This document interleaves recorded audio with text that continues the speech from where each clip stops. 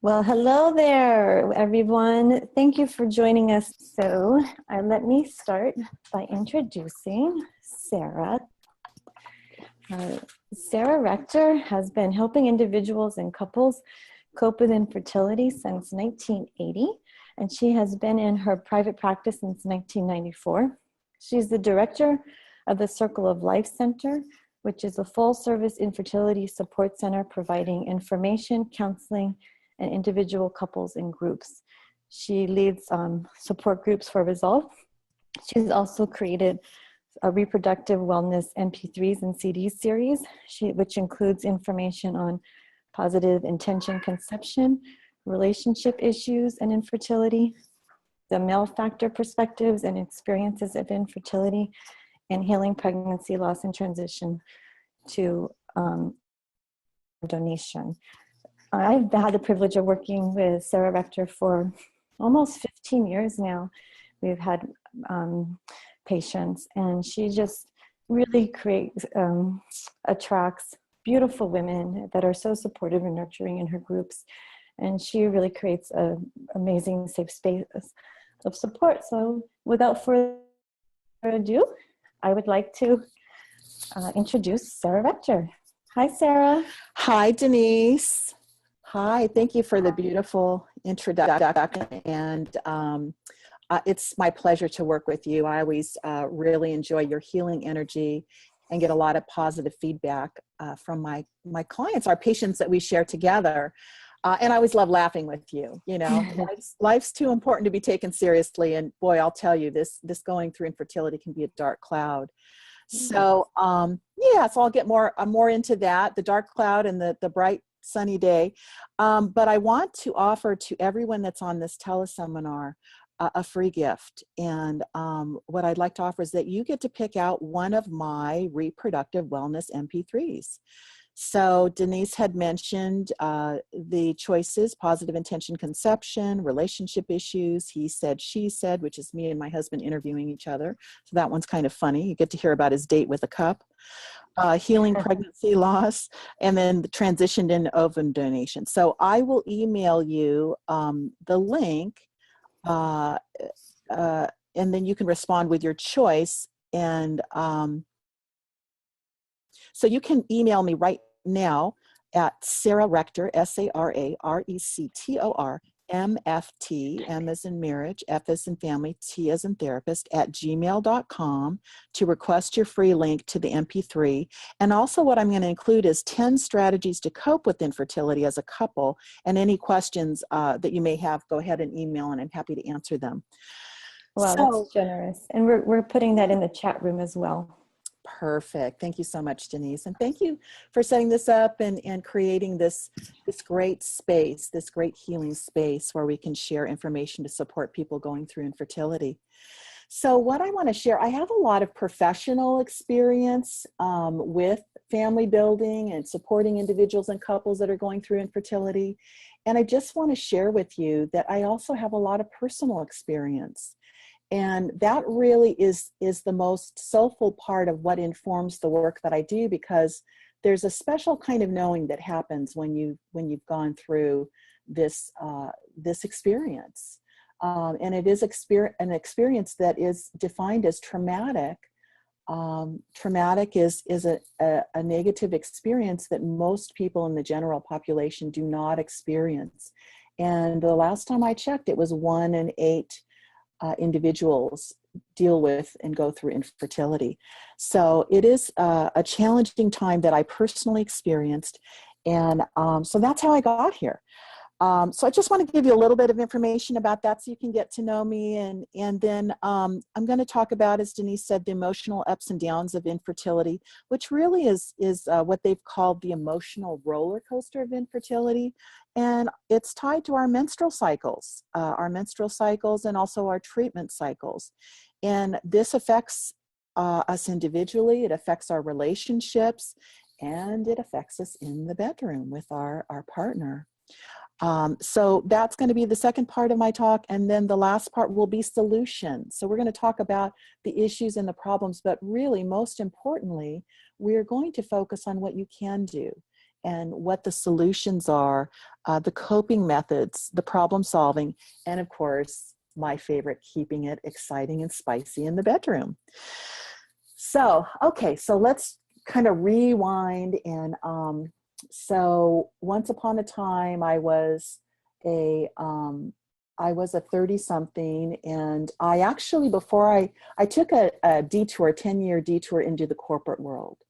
And so I graduated, I got my degree in psychology, and I took a detour into the corporate world, and I worked in sales. I sold Yellow Page advertising, actually, and I was then able to become a manager of salespeople that sold Yellow Page advertising for, back then it was called GTE. Now the company's name is Verizon. And so back then I was a corporate woman, and I was making money, and I decided that I'd get married when, I'd get married in my 30s. And then when things kind of settled down, then I would have a baby. So that was my plan. I actually ended up meeting the love of my life and getting married in my mid-20s. I didn't want him to get away. And we just had this fabulous life. I just made a ton of money. I was very successful in sales. It really worked out for me. And we traveled all over. The company sent me on sales trips that I won to Europe. We went a couple of times, and we just did whatever we wanted, whenever we wanted.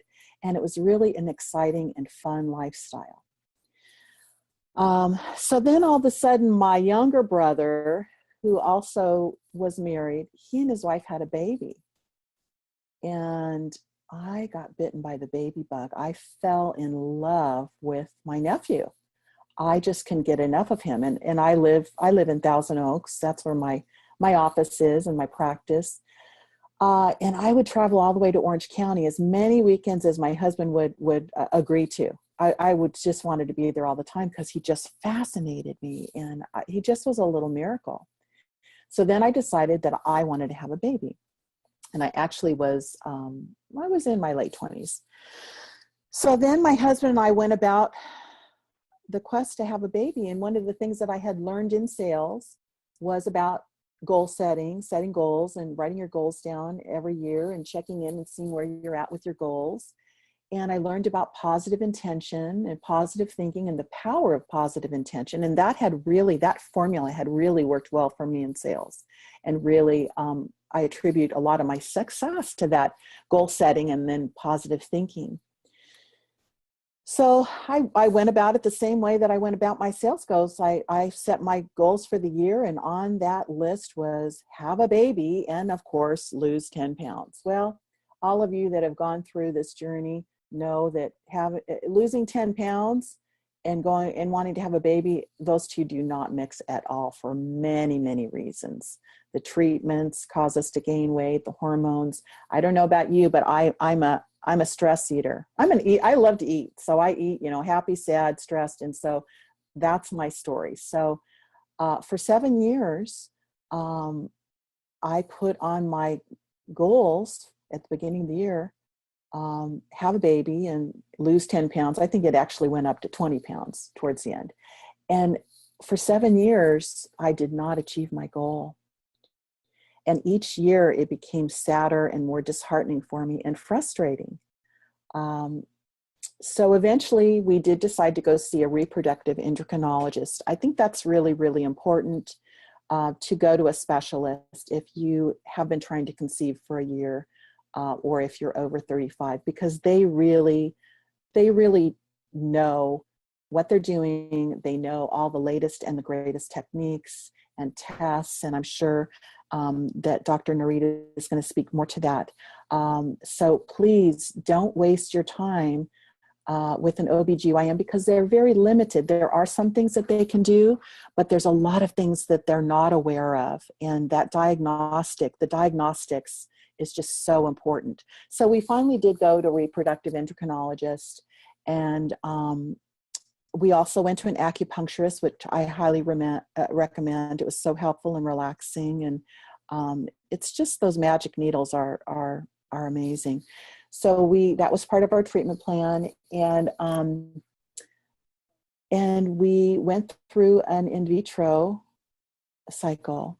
And what I did is I created a treatment plan to accompany the IVF cycle, because my experience was, I just felt like something so sacred to me as creating a child had become very medical and profane.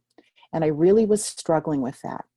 So what I did is I used all of my positive intention techniques that I learned in sales, goal setting, and then I combined those with what I had learned in becoming a therapist. Oh, and I'm remembering I left out a piece, and that was that I was in sales, and part of that 7-year cycle, I realized that I really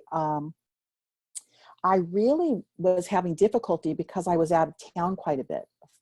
Sometimes I was out of town for 6-month stints. So I realized that my lifestyle was not conducive to having a baby. So this is really something important to think about too, because when I was in Las Vegas for 6 months, that was during my fertile time 6 times. And I wasn't always, I went home on the weekends, or my husband would come up on the weekends, but that wasn't always the best timing. And back then, sperm doesn't really fax that well, or, I still don't think you can fax it, but that lifestyle wasn't conducive to getting pregnant. So what I ended up doing is I ended up leaving the sales career and working on my first love of becoming a therapist. And so I did do that. And so that was really helpful because I learned a lot of techniques to support me during this trying time, coping techniques and strategies, relaxation techniques. So forward to going through an IVF cycle, what I did is I utilized everything that I had learned through my education, through my personal experience, through my struggles, and I created the positive intention conception treatment plan. It's a psychological treatment plan that supports you when you're going through these treatment cycles. And I created it because I really needed that kind of support to accompany the medical treatments that I was receiving, and to create that positive intention. So I went through my IVF cycle, and I used these techniques that were supportive, and created the positive intention. And I actually got pregnant the first time.